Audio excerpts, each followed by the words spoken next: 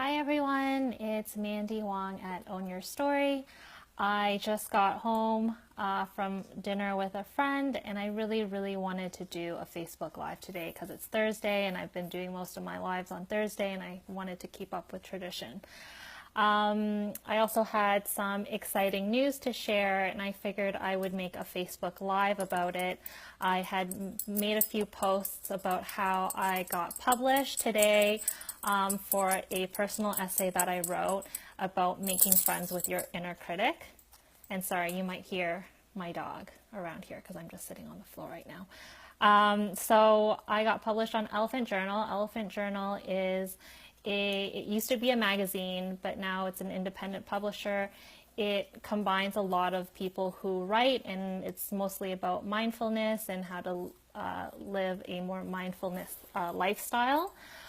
So it's the first time I've been published anywhere. Usually when I write on my own personal blog or on WordPress. So today is really exciting for me, and I definitely wanted to share it with you. So I wanted to highlight what I really talked about in the article, and in that article I talk, and in my coaching I talk about it a lot, about how we have an inner critic. And my whole core message in coaching is all around the idea that we are not enough. And typically this inner critic that we have is saying the same thing about us. So whether we're aware of it or not, we all have one. I just got very familiar with mine as I went through my coach training in the last year. And because I've become more familiar with it, I've been able to actually become friends with it, which sounds crazy, but I'm going to talk about how I did that. So before I even go into that, I think we should begin with what the inner critic wants from us. So in the blog, I talk about my own personal inner critic and one of the stories or one of the narratives that it was telling me. And I always talk about this as a really great example. I grew up with the mentality that I was just not very smart, definitely not very book smart. I had very mediocre grades, didn't do very good in math, and as a result, the way I showed up reflected on that, in a sense that I did not really try in school. I hid my eagerness to learn. I never participated in class unless I had to. And every time I got a bad mark, I would just willingly share it with everybody because I didn't want people to think I was smart. I wanted to set the bar very low so people would not expect too much from me. And I did that as a way to keep myself safe. And I talk about keeping myself safe many times. And, you know, something that I always challenge my listeners or even my clients is, you know, what is the things that are keeping you safe today? If you really were honest with yourself, what are some things that you now realize could just be a coping mechanism? So in my article, I talk about how we get rid of our inner critic.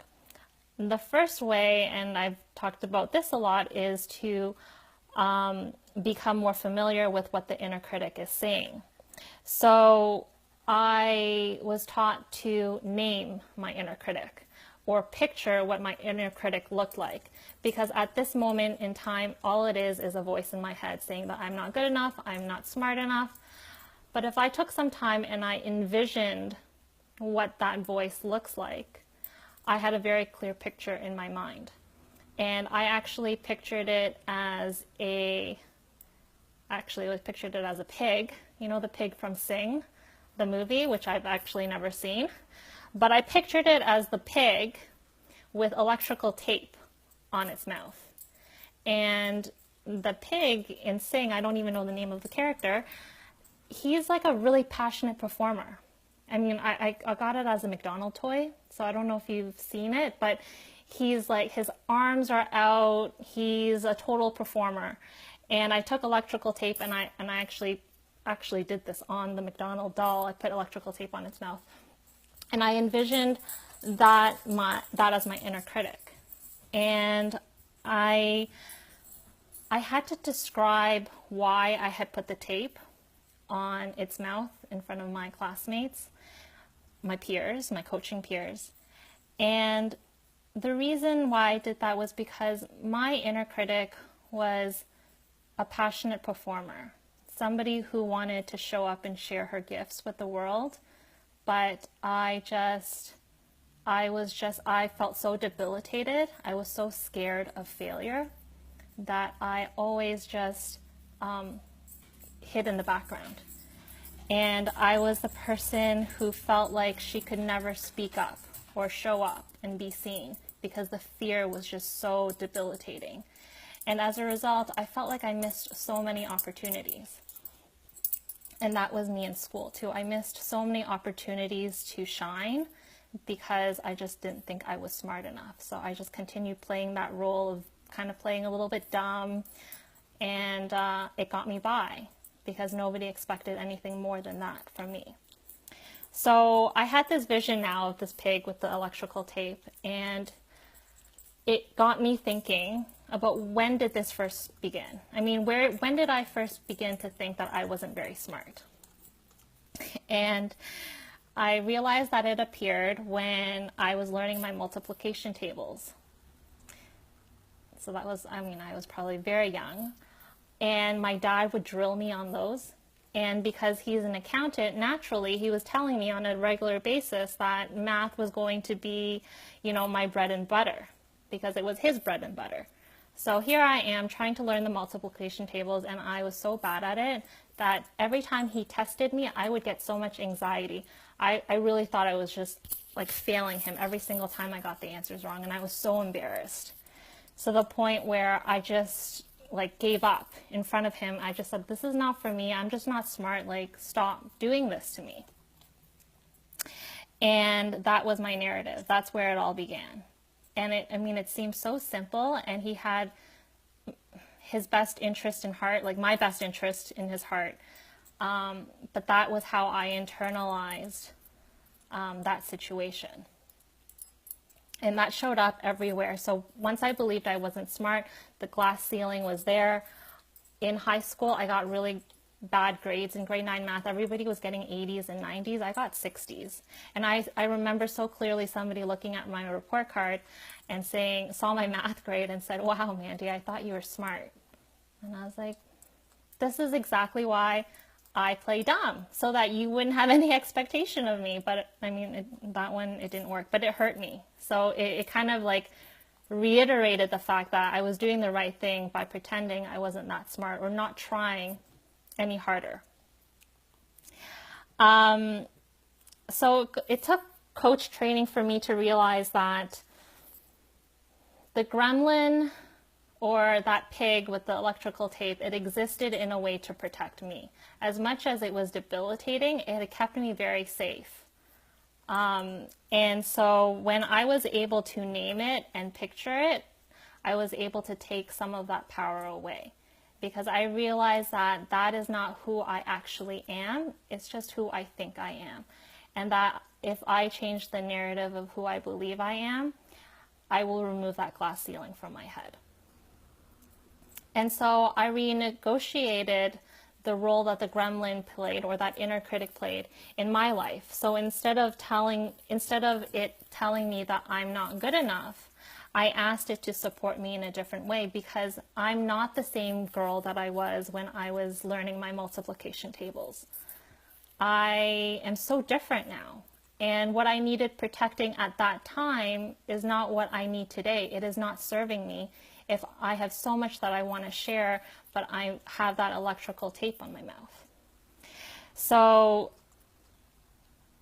I talk about in the blog about how when we stop judging ourselves as not being enough, once we stop doing that, we can start courageously finding out what our hidden gems and what our gifts really is.